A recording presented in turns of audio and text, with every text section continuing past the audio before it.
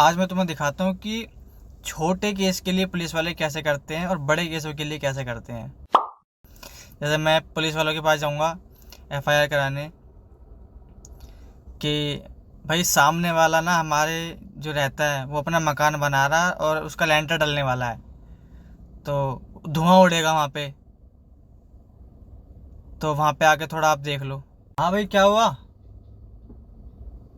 लेंटर डाल रहा हूँ तो बाकी तो मशीन भी चल रही होगी, धुआं उड़ा रहा बेटी चौथ का।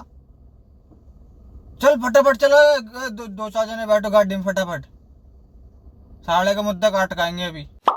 अरे सर जी, उस पोर्स वाले ने एक आदमी उड़ा दिया। हाँ भाई, क्या कह रहा है? पोर्स वाले ने ठोक दिया? क्या कह रहा, सुनाई न दे रहा है? कैसे? चल बाद में, ये टाइम ना अभी, चल सरा।